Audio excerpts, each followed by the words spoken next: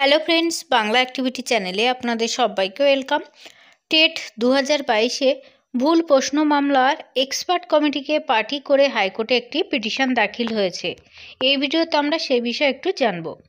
2022 সালের প্রাথমিক টেট পরীক্ষার ভুল প্রশ্ন ও উত্তর সংক্রান্ত আইনি জটিলতা যেন কাটছেই না। এবার এই মামলায় যুক্ত হলো এক নতুন মোড়। পরীক্ষার্থীদের একাংশ কলকাতা হাইকোর্টের সিঙ্গেল বেঞ্চে জমা পড়া এক্সপার্ট কমিটির রিপোর্টকে চ্যালেঞ্জ করে নতুন একটি রিট পিটিশন দাখিল করেছেন। এই নতুন মামলার সবথেকে উল্লেখযোগ্য দিক হলো এখানে সরাসরি এক্সপার্ট কমিটিকে একটি পক্ষ বা পার্টি হিসাবে অন্তর্ভুক্ত করা হয়েছে। 2022 সালে অনুষ্ঠিত টেট পরীক্ষায় একাধিক প্রশ্নের উত্তর এবং প্রশ্নপত্রের প্রিন্টিং ভুল নিয়ে পরীক্ষার্থীদের মধ্যে ব্যাপক অসন্তোষ তৈরি হয়েছিল। বিষয়টি আদালতে গড়ালে কলকাতা হাইকোর্টের প্রশ্নের সঠিকতা যাচাইয়ের জন্য একটি এক্সপার্ট কমিটি গঠনের নির্দেশ দেয়।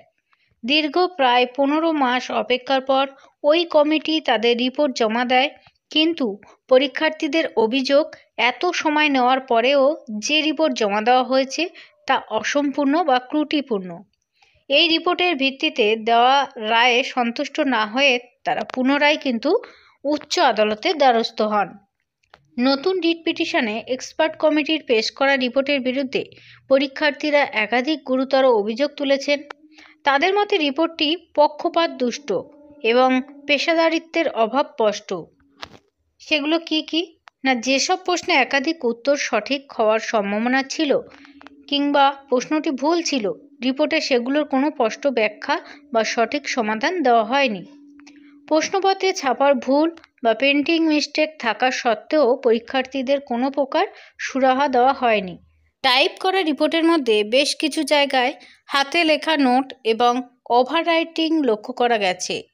একটি অফিসিয়াল রিপোর্টে এমন কাটাকুটি বা হাতে লেখা সংযোজন কিন্তু বিশ্বাসযোগ্যতা বা স্বচ্ছতা নিয়ে এখানে প্রশ্ন উঠেছে। আবেদনকারীদের প্রধান আইনি যুক্তি হলো ন্যাচারাল জাস্টিস, স্বাভাবিক ন্যায় বিচারের লঙ্ঘন। তাদের দাবি, সিঙ্গেল বেঞ্চে যখন এক্সপার্ট কমিটি রিপোর্ট জমা পড়েছিল তখন সেই রিপোর্ট যাচাই বাছাই করার বা তার উপর কোনো পাল্টা বক্তব্য রাখার সুযোগ পরীক্ষার্থীদের দেওয়া হয়নি।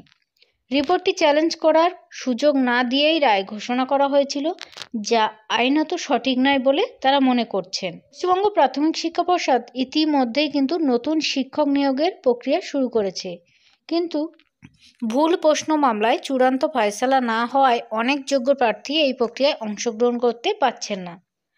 পিটিশনারদের দাবি, অবিলম্বে ত্রুটিপূর্ণ রিপোর্টটি বাতিল করে তাদের খাতা পুনরায় সঠিক মূল্যায়ন করা হোক, তাদের প্রাপ্য নম্বর প্রদান করা হোক। মামলাটি বর্তমানে কলকাতা হাইকোর্টে আর্জেন্ট ম্যাটার বা জরুরি বিষয় হিসাবে তালিকাভুক্ত হওয়ার অপেক্ষায় রয়েছে। পরীক্ষার্থীরা তাকিয়ে আছেন আদালতের পরবর্তী নির্দেশনার দিকে। অনেক ধন্যবাদ সঙ্গে থাকার জন্য। পরবর্তী আপডেটের জন্য প্লিজ চ্যানেলটাকে সাবস্ক্রাইব করে সঙ্গে থাকবেন। ধন্যবাদ।